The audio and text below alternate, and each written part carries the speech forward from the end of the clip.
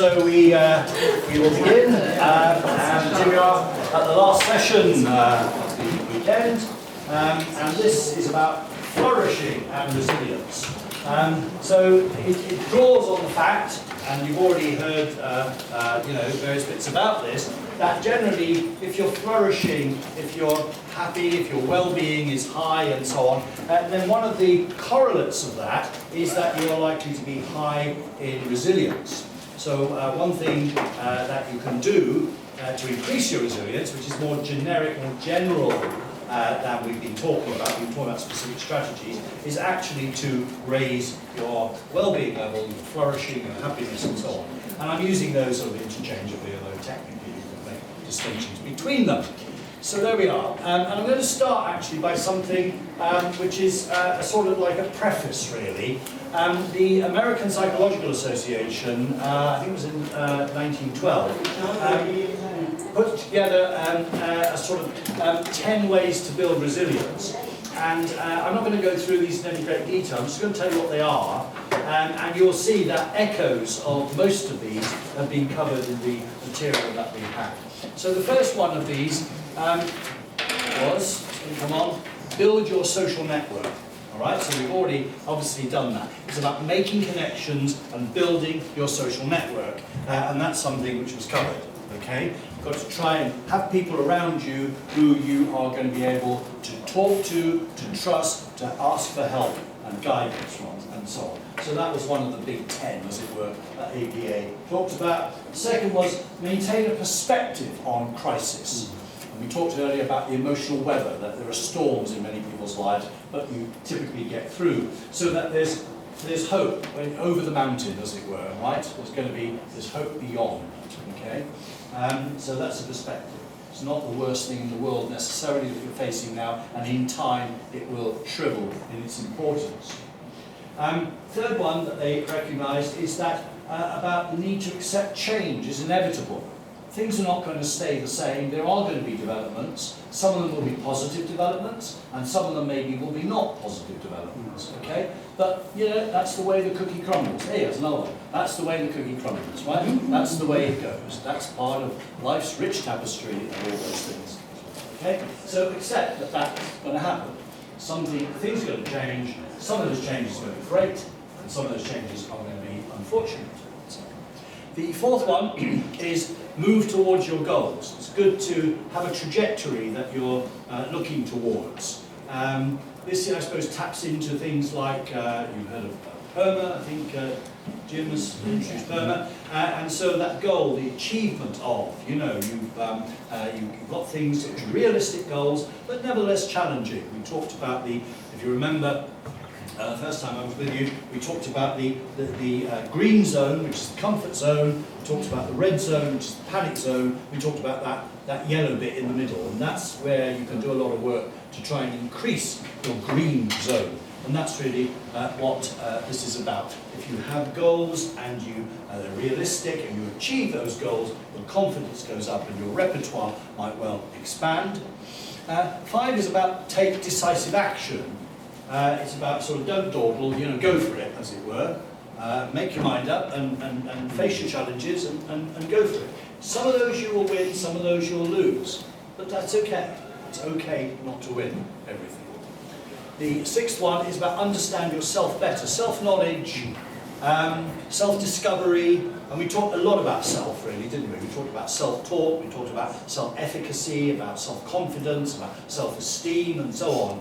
So who you are and how you regard yourself is really important in terms of your resilience. If you've got a positive, strong view of yourself, then that's going to be good for resilience. If you say, I can't really do anything, I'm no good at anything, I don't think I'm lovable in any way, or whatever, all of that will take your resilience down. The 7th one is about appreciating your strengths. We have all got strengths, but sometimes we need to find them. When I'm doing work with teachers and so on, I do a lot about how to help them to help pupils, students, to find their strengths. And their strengths, not necessarily academic strengths, there might be strengths in sport, there might be strengths in drama, in drawing, in all sorts of things and so on. and I have this little exercise that I suggest that they do with children, which is to say everybody's special. And there are 5 things which make you special, let's say. What do you think the 5 things are? And of course children will have generally no idea. They won't be able really. And you help them. You help them to find 5 things. You know, I can wiggle my ears better than anybody else. You know, I'm a Chelsea supporter. I'm, you know, whatever it is, all of these sorts of things. That makes me special. That makes me unique and so on. And if you think about it, something like a child who's academically, you know, not shining, as it were, might find something which they can do. It might be a musical talent that they have. It might be, and so on. Think about the story of Billy Elliot, you know, doing very well at school, and then he finds dance. Then he's in his element. And there's a great educationist called Ken Robinson, who wrote a book called The Element, in which he says we must assume everybody can be in their element. And then they will shine, and they'll, just like Billy Elliot did, you know, he just came alive entirely. Another example, historically, would be Kes, you know, the film Kes, this boy not doing very well, finds a kestrel, and wow, that changes his life altogether. So as teachers, right, you need to be a talent spotter, that's what he says, you need to be a talent spotter. And you need to give opportunities. And I've always had this fantasy about having a sort of, you know, school day, as it were, where there's almost all the musical instruments you can think of, and children are let loose in there, and they can try a saxophone for the first time, and a drum, and all the rest of it. Because I believe that the greatest violinist who ever lived never played the piano, never played the violin. Because if you think of it, probably only 1 in 10 people actually ever really has a go at the violin. I think one of the 9's possibly going to be, would have been, if only, the best violin in heaven. Right, sorry. Just carrying on from what you were saying about teachers with their pupils. Every time SATs come round, there is at least one thing on social media where somebody has gone, don't worry about your SAT scores because you might not have got the highest score, but you're a brilliant footballer. Yeah, that's or right. you can swim. Or yeah, that's what I'm saying. That's indeed so. Absolutely that. Appreciate your strengths. Research your own strengths and so on, and realise that you're special. That increase in self-confidence, self-esteem will increase your resilience. That's why we're dealing with it, right? Because that will increase your resilience and so on. Right. 8 is maintain perspective. We sort of had something very similar to that before, but it is, and we've been talking a lot about. And there again, you might do this in terms of the sort of statements, you know, well, this will all be over in a few months' time. Don't overgeneralise. Think of the context issues and things like that. Okay, so get a grip on the reality of this challenge that you're facing. Don't catastrophize. So it's all gone pear-shaped. My whole life is, you know, thrown away now. Oh, it's awful, and so on. So don't do that. Maintain perspective, be accurate, cultivate a hopeful outlook. And we're going to be talking about learned optimism. Because obviously some people are optimistic, some people are pessimistic. It is partly about your constitution, your genetics and the rest of it, but it's also you can do something to actually raise your optimism, and that is something known as learned optimism, and we'll have a look at that in just a little while. So do what you can to maintain a hopeful view of how things are likely to turn out. And finally, we've got take care of yourself, look after yourself, be self-compassionate, soothe yourself, talk yourself down when you're feeling stressed and all the rest of it. Okay, lots of ways of taking care of yourself. You know, here we are. Get a lot of entertainment, you know, relationships, look after yourself, put a smile on, and go to lots of gigs, buy lots of tickets, things like that. Hello. You've got number 2 is maintain perspective on crisis. Yeah. Number 8 is maintain perspective. What was I didn't quite Well, maintain perspective on life, really, is put this crisis in terms of, you know, look at that in perspective, but also look at the whole picture. That's what I think all right? Yeah. Good. And then another source, again, this is more preface before we get on to to the main original material, as it were, is that in 2015, the UK government published a foresight report. They do these every few years, and they're really well researched and really useful documents, because they're the sort of summary of empirical research, but they're also stating, it's almost like nice guidelines on medication, as it were. They're really sort of stating things which government is saying, and government's important. So there was a systematic review of resilience research, focused mostly actually on older people, but general statements. So it's called, this is it, it's called Government Office for Science, Emotional and Personal Resilience Through Life. What they said is that there are certain key factors in resilience, the research shows. One is positive affect. So if you feel good, if you have lots of positive emotions, if you're feeling happy, if you whatever, that's good for resilience. So is optimism, optimistic outlook. So is positive self-concept and high self-esteem. So we're repeating really what the APA more or less, aren't we? There's nothing very different there. A sense of personal control, we might say that's related to self-efficacy. A strong life philosophy, you know what it's about. And you'll know from Perma that one of the M is meaning, and obviously strong personal philosophy is you know what your life's about, you know what it means, you know what you're going for, and also spirituality, okay, which we probably haven't covered a lot in this. It's very interesting. I was hearing something. Oh yeah, I know. There's a podcast which Jim and I listen to, and it's called Two Psychologists, Four Beers. I don't know why we're interested in that, I'm sure, but anyway, we listened to this, and it's downloadable freely on inside. And they did a very good one, I thought, which was rather sort of critical of mindfulness research and so on, but very interesting to hear about. And one of them made the point. He said, you know, as far as I know, there have been hundreds now of studies of mindfulness. Why isn't there lots of studies of prayer? Yeah? And it's an interesting and challenging question. We don't really know. There are, yeah, but they're not as nearly as many. I promise you, it would be 10 to 1 in terms of the ratio of mindfulness and prayer. Okay, so it's not. Why is mindfulness? Everybody knows about psychological effects of mindfulness, more or less, right? All these people turning to mindfulness.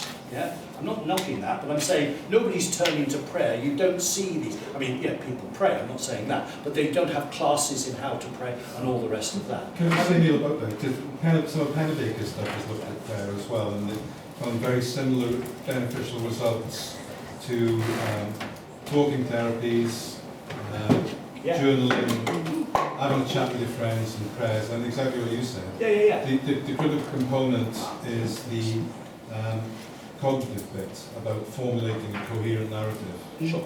Yeah. It's the same as writing and so on. Okay. I mean, obviously, a lot of people who pray think that there's divine intervention and so on. So that's, you know, that's. In fact, it's a very interesting. I think I've just about got time for this footnote. That Francis Galton, you might know that name or might not, but he was almost the first British psychologist. All right, in the sort of 19th century he started, right? And he did some incredible work. He wrote a book called Hereditary Genius, for example. He was very interested in intelligence and things like that. And he used to do these fascinating experiments, and one of them was he looked up the age at which royals died compared with the general population, because he said everybody goes to church, or a lot of people go to church, and they pray for the health of the Queen or the King and so on. So therefore, if prayer works, they should live longer, right? And he found that there was no statistical difference, so therefore prayer doesn't work. Now, I wonder, with the Queen, Philip, and everybody else living to 100 these days, I think probably they're going to have to rewrite that. Well looked up from there. Well, 90 degrees of freedom on that. There we go. Okay, right here. So we've had some irreverency there. Let's go on. So there we go. So flourishing and resilience. Reviews. The point of those two things is that if we look at reviews of the factors that promote resilience, then we see the same things coming up again and again and again, and they're often aspects of personal flourishing or happiness, right? a positive and optimistic outlook is universally acknowledged as being something which promotes resilience, a positive appreciating of yourself, feeling strong, feeling good about yourself, that comes up again and again, and that sense of personal control, self-efficacy and so on. So these are recurring themes, okay? And that, together, those three things in a sense are about flourishing, okay? So, from another angle, studies in positive psychology have identified benefits of flourishing and happiness that are likely together to promote resilience. So if we look at the resilience literature, we find a lot on flourishing, as it were. If we look at the flourishing literature, we find a lot which is relevant to resilience. Okay? So, happy people, we know from the research, that little man with the white coat says that this is science we're talking. Okay? This is, so my bullet points, all right, although I haven't got lots of references and all that sort of stuff, but nevertheless this is all based on empirical studies, so we have lots of evidence that show that happy people have got higher self-esteem than unhappy people, that they have more energy, physical energy, that they have a greater optimism, no surprises there, that they have higher self-confidence than people who are unhappy, and more social engagement. Happy people tend to mix more with people, they tend to enjoy other people's company, they also tend to be more popular. And you can see that each of these is in its different way likely to increase resilience. And put together, those are really good. All of those things here on the left are good for mental health. Yeah. Now the relationship between flourishing and resilience, therefore, suggests that if you want to help people to be more resilient, one way you could do it is to help them to flourish.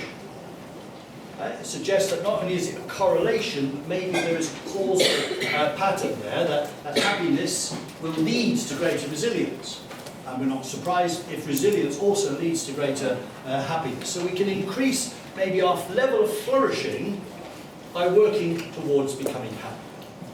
But is this possible? Can we do that? And that's a question which positive psychology has been attempted to answer over the last 20 years or so. When it was set up by Martin Seligman, who was the president of the American Psychological Association in 2000, in the millennium year, and he said, look, we've got this catalogue of psychiatric disorders called DSM, Diagnostic and Statistical Manual, which lists out now 300 different ways of being miserable and unhappy. We have got nothing like that for happiness and positivity. We've got no equivalent of DSM. We know, and then some guy from Harvard actually did just a count, really, of how many papers have been published, how many scientific papers have been published on depression in a certain period of time. And it was 53,000. And how many on anxiety? And it was 43,000. And how many on happiness? And it was 630. And how many on joy? 3. You know, so joy didn't get a look. There was a real imbalance in the, and so he, in his millennium address, as it were, said, we need to look at positivity. We need to look at what makes people happy. We need to understand the positive emotional territory as well as we understand the negative emotional territory and so on. So the question has been, but can we actually work towards happiness? And the answer is yes. Now, let me say that the evidence for that from positive psychology is very strong indeed, but it's an idea which other people have also had. And here's a quote: happiness is not something ready-made, it comes from your own actions. And that's a quote from the Dalai Lama. So the idea is that you can work towards happiness, you can do things, and that's been a debate that has gone on for centuries. Some people say, yeah, there are things you can do to help yourself to be happier, and other people say, no way, if you chase happiness, it's like chasing a rainbow, it might even backfire on you and all the rest of it, right? So here was a philosophical type debate that was going on for years. Now the evidence is in and we know what the answer is, which is yes, there are things you can do strategically to increase your happiness, just as there are things that you can do to decrease your depression or your anxiety. just as there are things that you can do to increase your resilience, as you've been seeing all this weekend. So, the answer then, the question then is, well, all right, if we can do things to increase our happiness, what can we do? What do we do? The answer is, positive psychologists and other people have provided a range of recipes for happiness. So if you do these things in the recipe, then you will become happier, is the notion. And there are many of these recipes, and some of them you will have been already introduced to earlier in this course, or you might know them anyway. One is this: do more of what you enjoy. Right? That's not in rocket science, is it? But it's the easiest way to increase happiness is to control your use of time. Can you find more time to do the things that you enjoy doing? And that is a quote from Daniel Kahneman in Thinking Fast and Slow. And you probably know that Daniel Kahneman is a psychologist who won the Nobel Prize. There is no Nobel Prize for psychology, but there is a Nobel Prize in economics. He is a behavioural economist, and so he studied happiness and found that. So he got the Nobel Prize, not for that statement. I don't think that probably deserves a Nobel Prize, but there we are. He's done a lot of very terrific work, and that book is highly recommended. I think Jim said to me at one stage, I think every psychology student ought to read that book twice. So there we go. And it really is very, very important book. But so that's one idea about what makes people happy. This one you've already been introduced to. It's Perma, which is an acronym for these 5 elements. Positive emotion, so you want to feel happy, you want to feel joy, you want to feel delight, you want to feel pride, you want to feel awe, the whole range of those positive emotions. Engagement means you want to be really into something, like your work, or like your family, or like your music, or whatever it is. You know, to be engaged.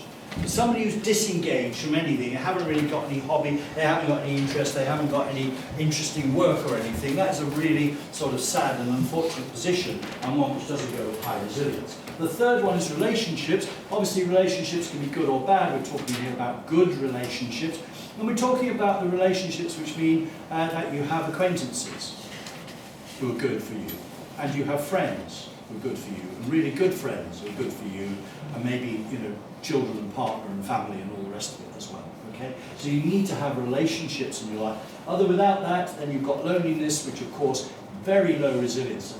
The relationship between loneliness and mental health is very, very strong indeed. Really low, and a lot of people are very lonely. There are ways of measuring loneliness and its effects, and a lot of people, including people who are in families, who are in relationships, who are in jobs and all the rest of it, feel very, very lonely. And then there's meaning, what's it all about? And we've mentioned spirituality at one stage, and also we talked about prayer. And of course, for a lot of people, traditionally, meaning, what's it all about, what's the meaning of me being alive and all the rest of it, was actually tied into religious beliefs. Now, increasingly, I think fewer people have that sort of understanding in terms of the meaning of their life, and some of them struggle to find an alternative to that. And one of the things we know, if we're talking about happiness, is that there certainly is a positive relationship, as it were, between having a religious faith and being happy. All right, there is a significant positive effect of having a faith. Although a lot of people who don't have a faith are very happy because they have found other ways to meaning. And finally, we've got achievement, that we all need lots of opportunities, maybe on a daily basis, either physically or mentally, to go, yes, I did it. Yes, I finished that, making that matchstick model of the Tower Bridge, or I got promoted at work, or I did my first 6-minute mile, or whatever it might be, or whatever, okay? So we need that sense of achievement. And you can imagine that, for example, people, let's say, who are retired, it might be that they don't get that sort of, at work sort of, fun and all the rest of it, and sense of pride in their work, that they don't, maybe they're not engaged, obviously they're not engaged in work anymore, maybe they haven't replaced it with some other engagement, maybe they got fewer relationships because a lot of relationships with their colleagues, maybe their life was about, the meaning of their life was really, well, I'm a worker, I'm an engineer, or I'm a psychologist, or I'm this. Maybe that's gone from them now. And achievement, they don't get the regular opportunities to actually meet goals and all the rest of it. So some people who are retired, for example, suffer very badly in terms of resilience and flourishing because they haven't replaced what work takes away. Okay? And other people manage it in different ways and so on. And that's a framework in which you can help people. So I often use Perma actually in my clinical practice to actually go through this, to explain this to people, and then to say, so, you know, what are your sources of positive emotion? Do you get regular uplifts? To say, you know, what are you engaged in, all the rest of it. And we come up with a profile. I might ask them to do it on a 1 to 10 scale for each, and so they'll get a, you know, there's a 9 there, and an 8 there, and then a 2, and then whatever. So the 2 looks as if we might be able to do something about that. So how much you find engagement, what might you set as a goal that you can achieve? Because if you're pretty high in all of those, then you're pretty high in happiness and well-being, which means, incidentally, that you're also likely to be more resilient. As I say, this is Martin Seligman's in his book called Flourish. And then there's another one, we'll come up to 4, I think. Anyway, this one, the third one is, what's the 4th? Anyway, it's NEF, the New Economics Foundation, which is a group of economists based in London, and you might not be able to read this little subscript here, their sort of logo, which says economics as if people and the planet mattered. They're very unusual economists because they're not too interested in money. They're interested in other things like energy and climate and happiness and things like that, okay? And they were commissioned by the UK government to do a review of what makes people happy. And they did a huge review, took 2 or 3 years of the evidence, didn't do studies, they just collected the evidence that there was, and they came out with a sort of handy, easy to remember formula, as it were. You will know about the sort of 5 fruit and vegetable each day. Well, they came out with the equivalent of this. 5 elements. If you can get this into your daily activity, then you're likely to be happy. As I say, it's based on research. And one is to give and volunteer. That's about kindness and so on, to give of your time, to volunteer. Keep learning, keep your brain active, to take notice and live in the present. And that's a bit of mindfulness, isn't it? Be here now. Take account of what's going on at this moment. Connect with others. That's about relationships. And then be active, be physically active, but also be sort of cognitively active. Be interested, be in there, and so on. Okay? So that was the NEF formula, and then we've got the a simple happiness recipe that I use a lot clinically. Now, it's not based on research, but actually it chimes in with research fairly well. Okay, and it's very simple. It says the essentials of happiness are 3 things. One is something to do. Something you're involved in, something you're engaged in. It's engagement again. Engagement is so important, it really is. Okay, and that's something to do. Yeah, something I like doing. Oh, I always go fishing. I like to go fishing. The other is something to love. It could be someone to love, but it's something to love. Something you're passionate about. Yeah, Chelsea, yeah, or whatever it is. I've got no interest in football actually, but I take on this role to illustrate things. Right? So it's something you're passionate about. And the third one is something to look forward to. And I often will, with people, when I've explained that, I will say, so let's go through this. What do you really enjoy doing these days? What do you sort of spend your time doing and like? And some people will say, think really. You say, and what about, what are you passionate about? What are you really into? What do you absolutely love doing or love being part of?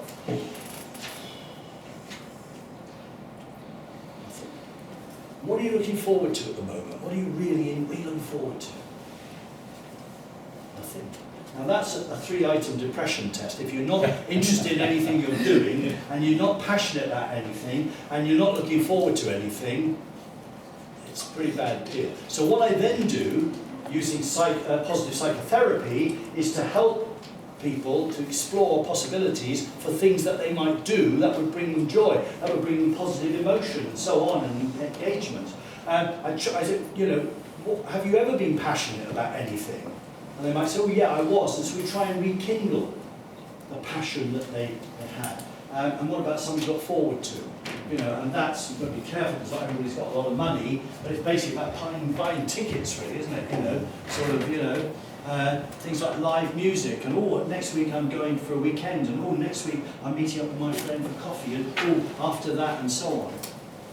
And you know, I do something with them called active diary management, and this stemmed out of I was working with the community mental health team, and I said, okay, we'll fix the next meeting. This young man, and I got my diary out. And I was surprised, he got his diary, he had a diary as well. And when he opened his diary, it was completely blank. So the next entry in his diary was a meeting with me in a month's time. Empty diary. He had nothing that he was looking forward to or that he was doing and so on. He had, in a way, an empty life. I mean, it's a bit metaphorical, but an empty life, right? And that's no good. You've got to put things in your diary. And you've got to have a diary, by the way, which has got a rhythm. If your position says, actually, for me, a Monday is the same as a Friday, and they're both the same as a Sunday, that's not good. You know? All religions in the world have got a weekly cycle, haven't they, whichever day of the week it is. Yeah? Working week, school week, all the rest of it. Thank God it's Friday, oh my God, it's Monday again. That's a lovely rhythm. If you can't say that, both of those, you haven't got a rhythm. So you can invent a rhythm. Yeah? Invent a rhythm means that you have something you always do on a Tuesday, a routine, something you always do on a Friday. Make the days different, because if every day, if you've got every month 30 Sundays, that's really boring. A friend of mine, he can't make plans, he never makes plans. So, and he's a workaholic, he's a sculptor in marble. And so, basically he'll never come and see you. You always have to go and see him. He cannot plan ahead anything at all, even go to the pub. And so for example, his brother would just turn up on his doorstep and say, right, we're going out now. Yeah. But how do you, and then I've sort of given up. I just go and see him. If I want to see Chris, I go and see him because he's not going to come and see me. So how do I kind of get around that, or? Well, I have for things like that, I have what I call the 3D, something I invented, the 3D idea, right? Is it distressing? Is he distressed by this life? Is it dangerous? And is it disabling? Does it stop him doing anything? And if it's none of those, and he says, I'm happy sculpting away and losing sense of time and all the rest of it, he hasn't got a problem, yeah? Maybe your problem, that you want him to have this, as it were, right? But I mean, for me, it would do me, I go stir crazy with that and so on. But I mean, what if you said down, right, let's get your diary out and we'll put in some coffee dates between you and him in the next month. Or what do you say? Oh, I don't want to do that, I can't. You said he can't do it. I don't believe he can't do it. He can do it. Why is he choosing not to do it? I'm not quite sure, but out of those 3 Ds, he definitely ticks one, the disabling. And he realises that it's disabling. Well, if he realises it, then why don't you sit with him and fill some things in his diary? Okay. All right? That'll be £50. Okay. Anybody else got anybody at all with problems? I'm here to solve any problems. What was the first D? Sorry.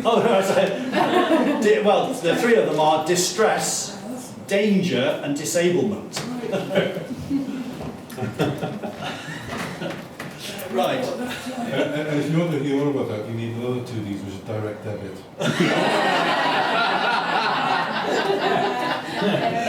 Okay, there we go. So managing our feelings, okay? We can't, and we've been through this before, just to remind you though, it's very important, we can't directly control our feelings, right? But our feelings largely depend on what we're doing, and what we're thinking, and what we pay attention to. And we do have control, considerable control, over what we do. Actions, we can control. What we think, we have some control over what we think. I can ask you to think of 5 vegetables, and you can go that way and you can come that way. And what we pay attention to. right? If I were to put on the screen lots of circles, some of them green and some of them red, I could say, give your attention to the red ones, or give your attention to the green ones. You can do that. You can move your attention, okay? So our feelings depend largely on what we do, what we think, and what we pay attention to.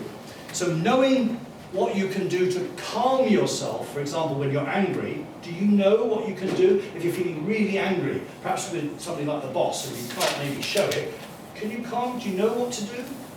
Walk around the block, or splash your face with cold water, or have a cigarette, or whatever. Do you know what you can do to calm yourself down?